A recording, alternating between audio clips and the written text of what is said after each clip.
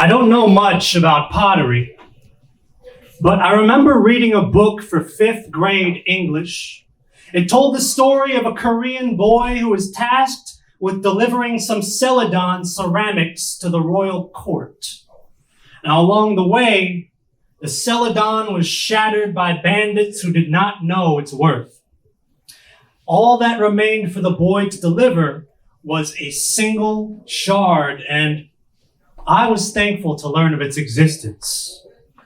For those of you who don't know, Celadon is a fancy word used to refer to a soft, bluish green that was characteristic of some of the finest Korean pottery made during the Goryeo era.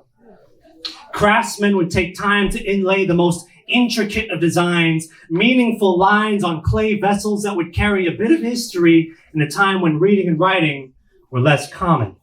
Now, kintsugi is the Japanese technique of mending broken pieces with a golden or silvery lacquer, piece by piece, painstakingly gluing each shard back together to have each and every crack and flaw shine and turn something beautifully usable, form something beautifully usable or something usably beautiful. This technique became popularized to a point where people would intentionally shatter work to fix it. Now, kintsugi thrives to this day as a metaphor about self-improvement. The original method of producing Celadon has been lost, shattered. In kilns and storehouses burned to dust by the invaders from Japan, roughly around the same time period that historians believe kintsugi was invented or applied.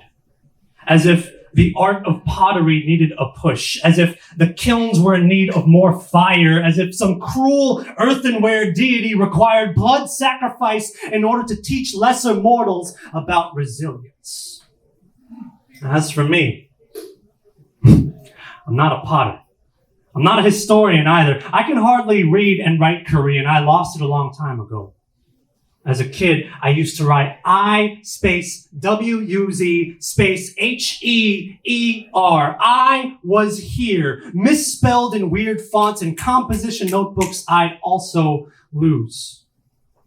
I remember learning how to express hunger in English, how it displaced 배고파 in my vocabulary. I think that's how it started. How my mother would oblige her American dream when it asked for food, while it ate happily, while my mother tongue slowly and quietly starved, while I'd grow up making fun of my own peers for their accents, while I hid behind a uselessly large vocabulary, while my parents would have guessed I didn't know how to speak to, while they'd smile and poke fun at me when I tried to, while I'd be forced after school to take more classes to develop my writer's voice and communicate ideas more effectively, while never quite being able to communicate to my parents how much I love them and how difficult they would make it, while I shut myself in and developed an appreciation for Japanese animation while I watched with the English subtitles on.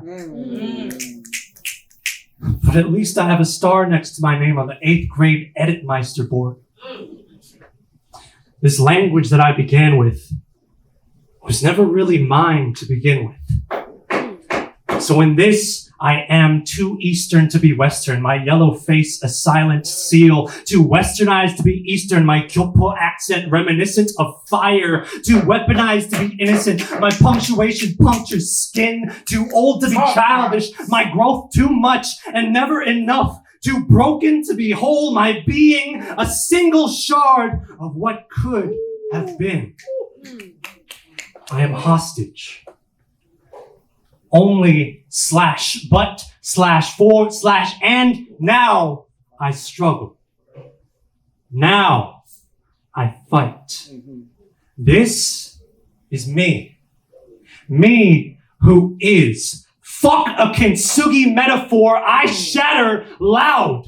I sharpen shard. You will not fix what was, what is not yours to fix. You will not paint over me with gold or silver. I refuse to fit into your vision of becoming another mended pot to piss in, this shard will be delivered. This art will not remain unknown. This celadon refuses to hold water. This piece can cut through. This tongue is turned the opposite direction. This memory will not be forgotten. This poem is quiet, the rebellious love story. So this does not end here. Woo!